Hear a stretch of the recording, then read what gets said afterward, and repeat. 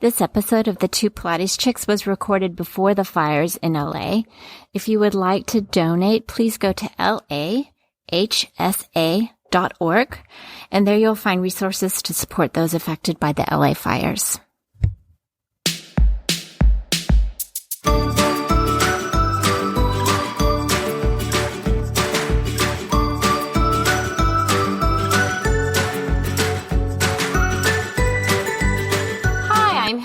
I'm Davida. We're the Two Pilates Chicks, and we're coming from our studio here in Los Angeles. Yay! Yay! And it's 2025. Oh, my brain went, What year? What year is it? Season 6, episode 2.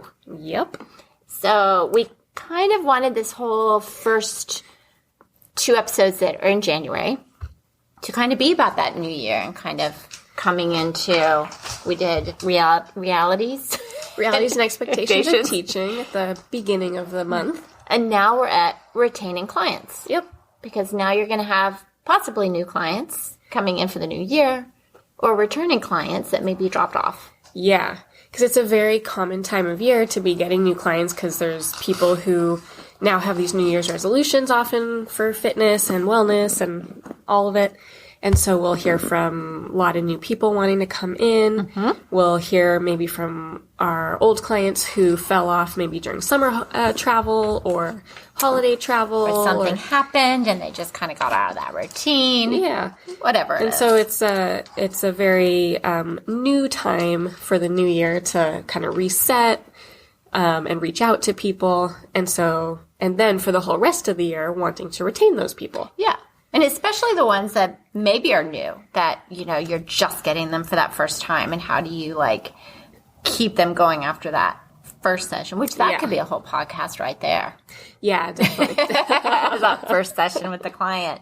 But if you're talking about the first session, and we talked about their goals and their needs, and that's kind of something you learn in that intake assessment the first time when they fill out all their information. And it's important to remember that. Not just in that moment. Yeah. To come back to the intake form to see why somebody came to you in the first place, mm-hmm. what their goals are, what their expectations are.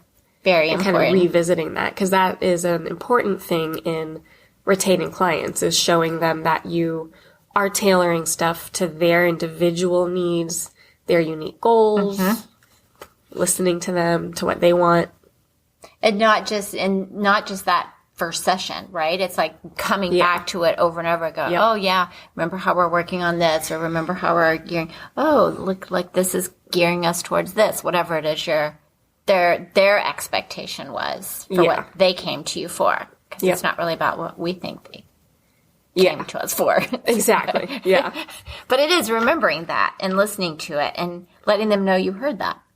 Yeah, and there's different ways to really let them know and to show that you are listening and that you heard that. And so it's either talking to them about their goals, coming back to their goals to say, oh, remember when you said you didn't think you could do a plank mm-hmm. and now you're loading on your arms, or reminding them of that accomplishment that they got to. Yeah. Because that will always make somebody feel good, and it's not fake. It's a real, hey, look at this. Yeah. And that excitement from us as their teacher that they can now do something, or they've now accomplished something, or they've started to work towards some sort of an accomplishment, that shows that we care, that we're listening. And that is definitely important in retaining clients. Yeah, because you want them to feel like they were heard, first off, and that them coming, there was some sort of feeling of, oh, yeah, you did hear what I had to say, and look where you took me, look where you guided me, look what we've accomplished. Yeah. Because that never ends anyway. Yeah, and that's just what we keep doing. So to show, that I'm listening to you, I'm tailoring it to you. Oh my goodness, our brains. Woo! But one of the most important things in general, for a new client, to always follow up with an initial reach out. If somebody first reaches out, hey, I want to try Pilates, blah, blah. I have some questions, whatever it is. So that initial reach out, getting back to them very quickly as soon as possible, but also after their first session, following up with them. Hey, it was great to meet you. You know, checking in with them. Not just letting them wander off and go, okay, see you next time. Yeah. It's like, check in with them. Maybe they did or didn't book another next time, but following up whether or not you think they're coming back, because that is a level of customer service that is important. Yeah. And I think also we talked about this before we jumped on is, you know, when we're teaching, it's hard to get back to phone calls. It's hard to get back to emails, but it takes like 1 minute to just quickly say, hey, I got your questions. I'm teaching back to back until this time. I'll get back to you. I always say I'll get back to you when I get home to my computer. Yeah. And then they respond back, oh, thank you so much. So then they know you got their inquiry, you heard them, and then they're going to be like, okay, great. And then you get back to them. And people really tend to appreciate a rapid response. Even if it's just, hey, just I'll an get back to you. acknowledgement. I'll get back to you.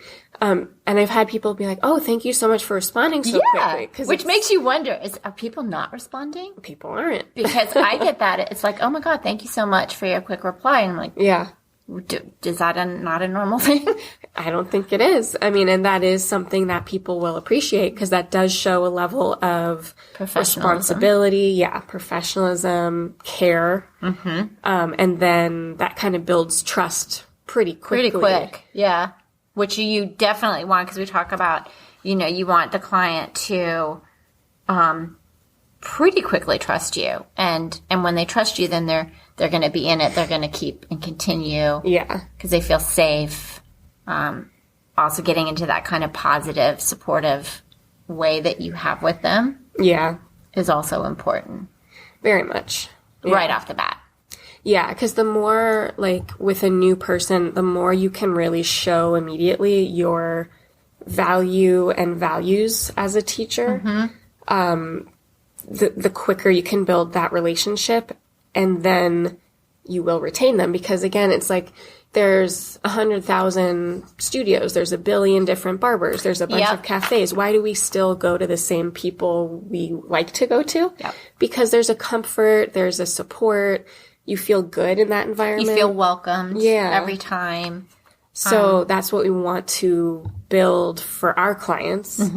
Because, again, this is like the side of the business that is customer service, following up with people, building a relationship where somebody feels supported, heard. Yeah. Not making them feel like a number every time they come in. Like they could just be anybody, right? Like you're just their next client. You're their number, you know, you're their 9 o'clock, blah, blah, blah. You're number 5 in the day. You're number 5 in the day. I inherited these clients from another teacher that left. And I always say it takes like 10 sessions for me to kind of get to know where they are in their session and them to kind of figure me out. And I didn't know it until I looked, but we were at session 15. But the time before that, he has issues, she has issues, but they're a couple, so they want to come together. So it was the first time where I was kind of like, okay, you go, you know, we're going to take this level. I want you to do, you know, this and blah, blah, blah. So they each got their challenges. So they said, oh, we felt really challenged last time. And I said, yeah. I said, well, we're at session 15. So I feel I know you guys, you know me. And the husband said, oh, we figured you out pretty quick. But he had a smile on his face. But it was kind of like this trust had developed. They knew they were safe, so they were willing to take it to another level. Yeah. But that takes time. Yep. And they have to trust and you have to kind of know where they are. So I think that's important to realize is you've got to keep them kind of going down this path as a new, even if they've done Pilates a million times. Yeah. You're not going to jump in where that other teacher left off because you don't know the clients. Yeah, and I'll often tell somebody if they're coming to me from having done Pilates before. Somewhere, I'll say, okay, well, in this session, let's just get to know, I'll get to know your body, and you'll get to know my style. Exactly. And let me know, I'll start you at this level, and then let me know how you're feeling, and we'll just go through that. And so letting them know also having that communication again. Communication, yeah. And adaptability, and letting them know you're there working through things with them. Yeah, I think that's really important, is them feeling like y'all, like we're a team. Like the teacher with them is a team. Yeah. Because then that's building support again, trust again, and that curating that relationship. Yeah, which is so important. And it really is a relationship. Not that we're having like coffee chat or whatever. Yeah, we don't want to have the time where it's about us and we're dumping our own personal stuff on them. Yeah, like don't bring your drama or your personal life into the sessions. Yeah. It's not your We're therapy. here for them, and if they need to vent some personal stuff, but keep them moving. And, so we're creating that environment where they know they can be safe and express if they need to in any way. Yeah, because it's like we've all had those teachers in the studio that I remember one came in and she couldn't find a parking space. And her client was already in there, and she came in, she was like, oh my God, just like drama about not finding a parking space. And it's like, you can't bring that in. You can't bring that in. It's the same thing. It's like, we all have a personal life. We all have things going on. Yeah. And social media makes it a little more easy for them to kind of follow what we're doing on the weekend or whatever. Yeah, they can see. They can see that. But yeah, to kind of go, well, we can talk about that after or whatever. I mean, if the client's stressed out about parking or whatever, and that's they come different. in, we got to get them out of that. And then we're here for them to be like, okay, let's calm down. But we should not be coming in with that stress and dumping that on the client. Or feeding into we should be getting them out of it, not feeding more into it. Yeah. Because then that doesn't feel like a safe, supportive space for them either. I mean, they're venting, but it's like not a good thing. Well, you don't want to like heighten their nervous system more. You want to help them like calm center and calm. Yeah. But if we're just creating that space where they can come in knowing that if they're coming in not feeling great, that we will help them feel better. That they know like, oh, I'm not feeling good today for X and Y reasons. But I know I will feel better after. And they say that a lot. Like once you get the clients and that they feel that, it's like oh, you'll find out after. Yeah. They'll be leaving. They'll say, yeah, I didn't know if I was going to come or not because I wasn't, but I knew I'd feel better. Yeah. And you're like, oh, that's good. That's really the amazing. Goal. And if we've been able to create that environment for them where they know they will feel better after being here with us, that will retain the client. That retains the client. Yeah. Because you are a good thing. You are a feel good. No matter what happens, they will leave feeling better. Yeah.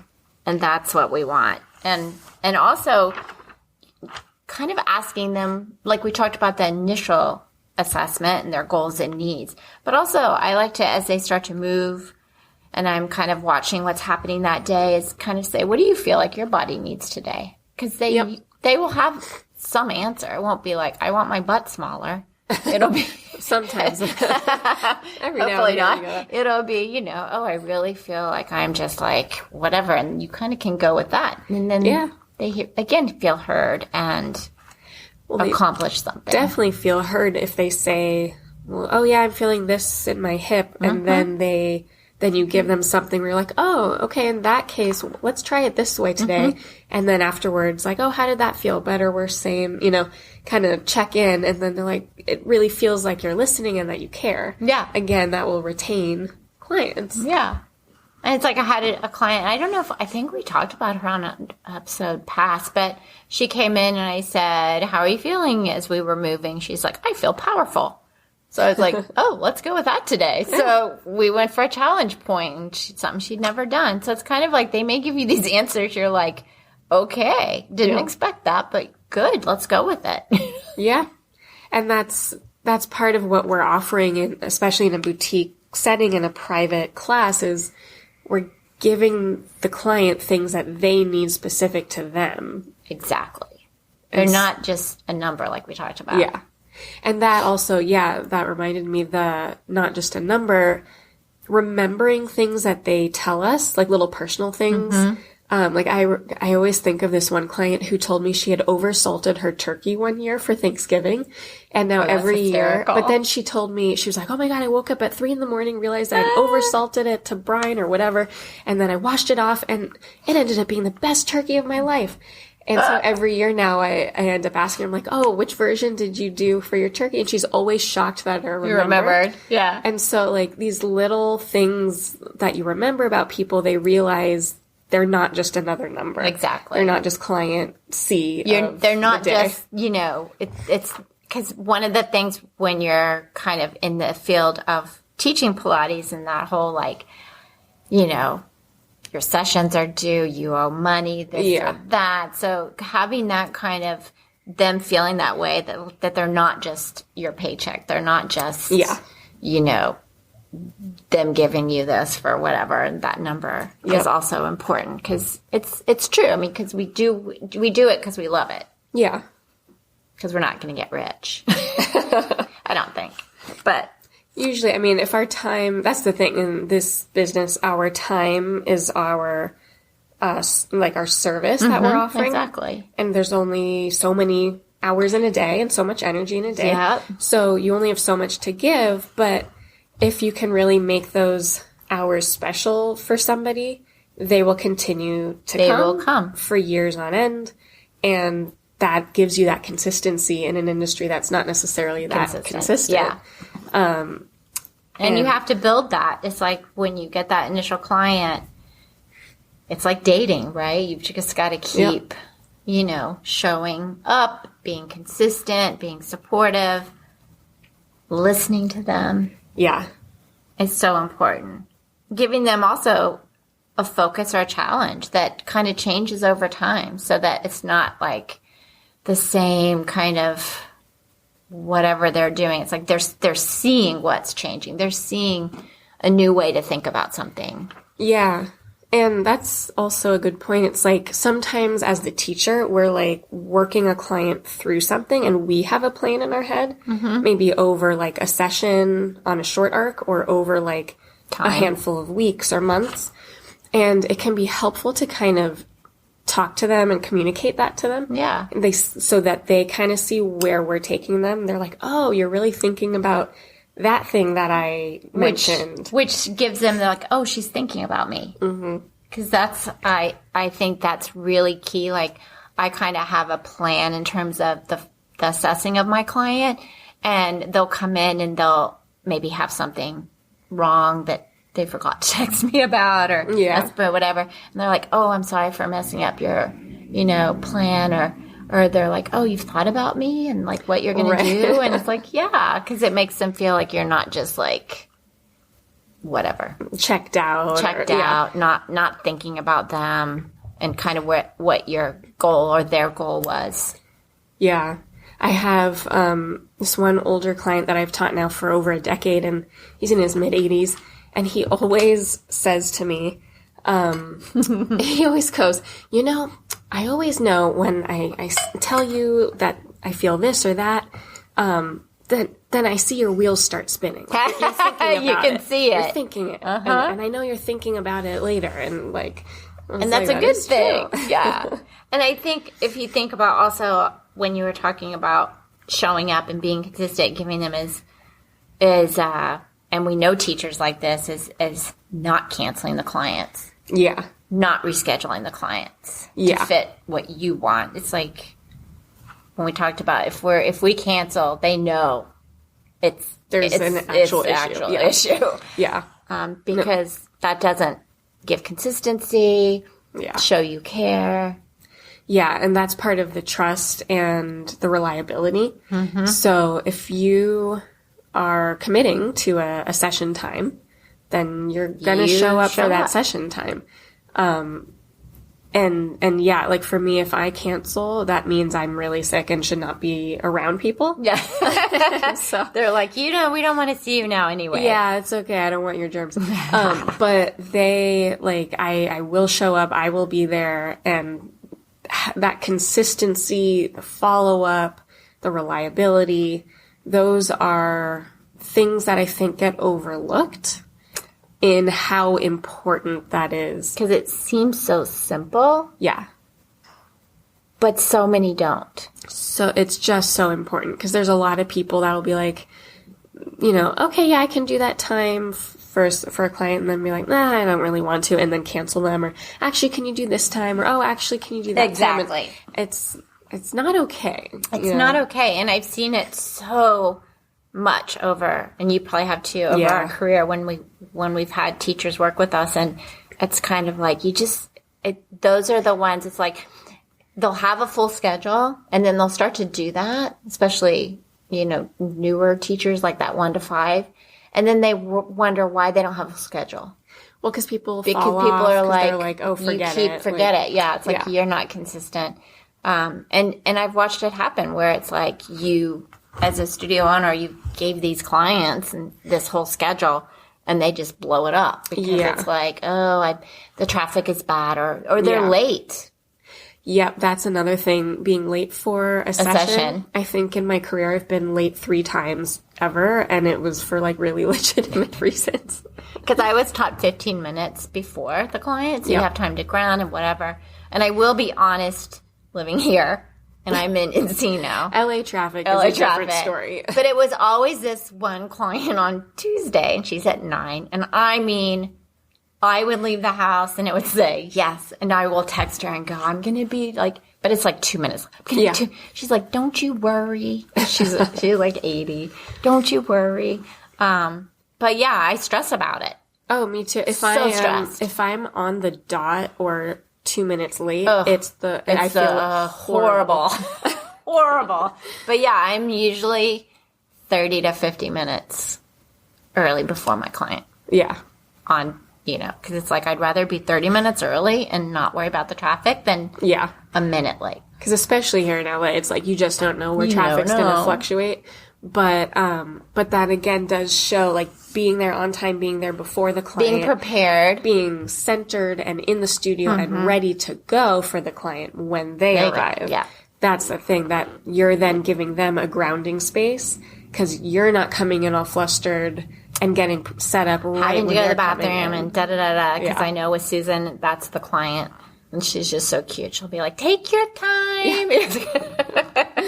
Yeah. But yeah, you never know. But you can, it's very important to be grounded and there when they get there. Yeah. Because being ready for a client means like being physically in the space, but also like mentally prepared for whatever they're coming in with. Yeah. To like their central nervous system. Yeah. There were, because maybe they were in that traffic and they're kind of like, oh, you know, or, you know, they'll text you, I'm running 10 minutes late and you're here, and you're like, it's okay. Yeah. You know, I'm here when you get here. I'm here when you're ready. Yep. When you're ready, I'm here. Don't worry. Don't stress.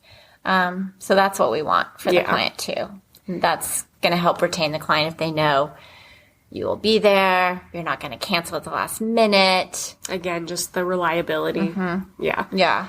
And I will say, like, if I have like some gaps in my day, if I have a certain client where I'm like, oh, you know, usually they do ask, like, if anything earlier opens up, let me know. Oh yeah, I do that all the time. I'll remember that too, and I'll reach out and say, hey, I have like 10 just opened up if you want to come earlier. Yeah, and they appreciate that, even if they don't take it in that moment. Yeah. Maybe at a different time they'll take it, but they just appreciate you offering it because you've remembered that they have said that. Remembered they said something. I had that the other day. I had a virtual at 11, and then I had a noon person, and my virtual had an issue, had to cancel at the last minute. So I'm like, you know, I'll just text her. And she was literally driving around because she was early. And she's like, oh, great. So she came in. It was like, so I think that, I forgot about that, but I think that's brilliant. And I do that too.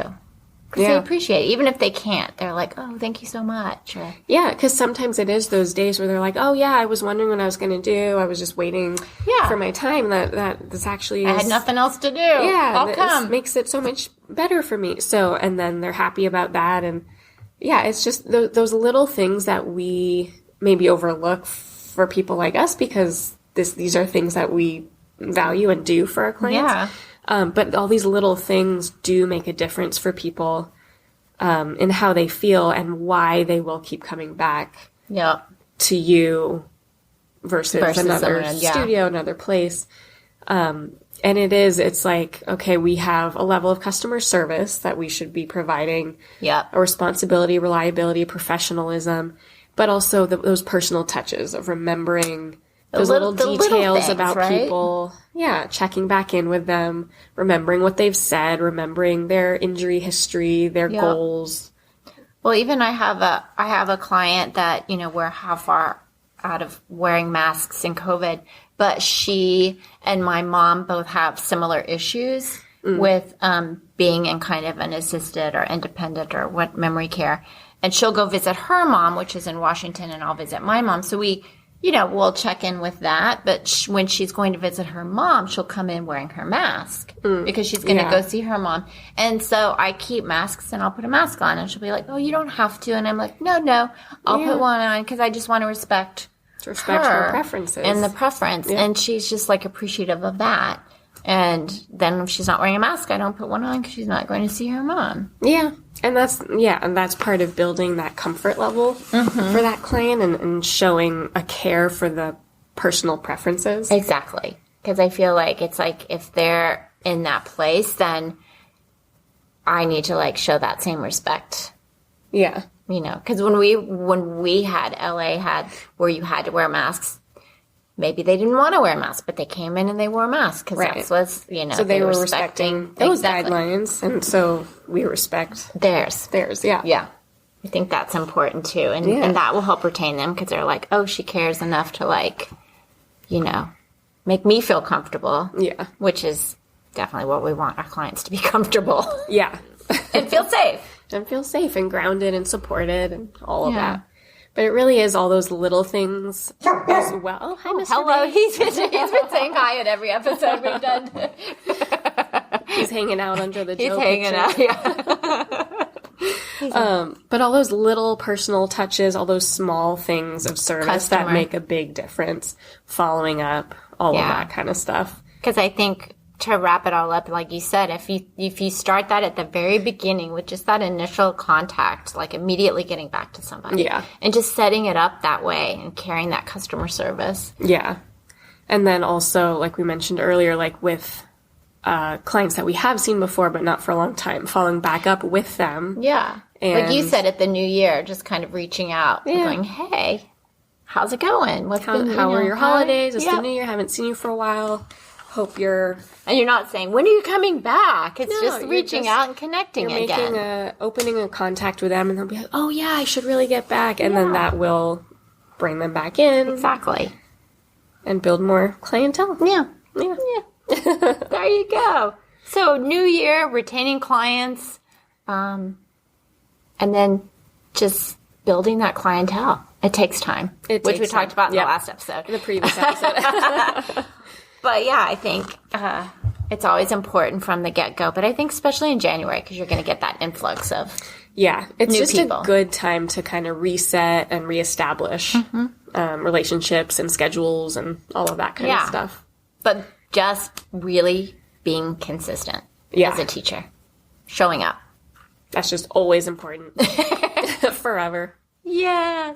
Yay. Oh, do we have any announcements or anything? Well, we will be having a busy year with some workshops and continuing education for CECs. Yeah, and we're getting our little program together for kind of post-grad workshops.